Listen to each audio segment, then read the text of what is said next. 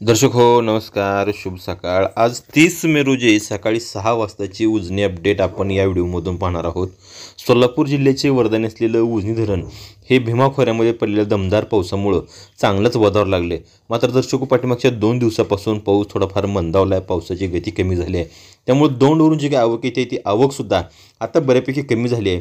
जी दौंडची आवक 35,000 30,000 क्युसेक गेली होती, ती आज सकाळी 6 वाजताची जर अपडेट आपण पाहिली तर तो विसर्ग बहुतांश पद्धतीने कमी झाला असून तो 9,814 क्युसेक म्हणजे साधारण 10,000च्या आसपास क्युसेस आहे।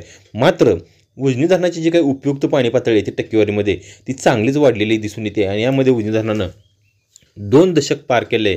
आज सकाळी 6 वाजताची उजनी धरणाची टक्केवारी ही 20.50% धरण भरले आणि एकूण पाणीसाठा जर आपण पाहिला गेला तर तो 74.64 TMC झाला असून उपयुक्त पाणीसाठा हा 10.98 TMC म्हणजे जवळपास 11 TMC धरण हे या ठिकाणी भरले।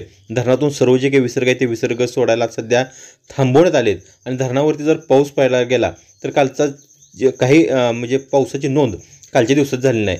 कालची आपण 6ची अपडेट आपण पाहिली तर काल मात्र दौंडचा जो विसर्ग होता तो सकाळी 6 वाजता जवळपास 15,986 म्हणजे जवळपास 16,000 क्युसेस इतका वरती होता आणि धरणाची टक्केवारी ही 16.38 होती। म्हणजे साधारण 24 तासामध्ये धरण हे 4% या ठिकाणी आपल्याला पाहायला मिळतंय। दर्शको आता मे महिना चालू आहे, आणखीन पावसानं थोडा ओढ म्हणजे पाऊस थांबला आहे थोडाफार आता। मात्र जूनमध्ये पावसाचं सरासरी वाढणार आहे, परतीचा पाऊस असणार आहे, नंतर पाऊस असणार आहे आणि त्यामध्ये उजनी धरण हे मात्र चांगल्या पद्धतीनं भरू शकेल असा अंदाज या ठिकाणी वर्तवण्यात येतोय। आणि उजनी धरण भरलं तर सोलापूर जिल्ह्यातील शेतकऱ्यांसाठी असेल किंवा पिण्याच्या पाण्यासाठी जे काही प्रश्न आहेत ते प्रश्न या ठिकाणी मिटणार आहेत, अशी या ठिकाणी परिस्थिती निर्माण झालेली आहे।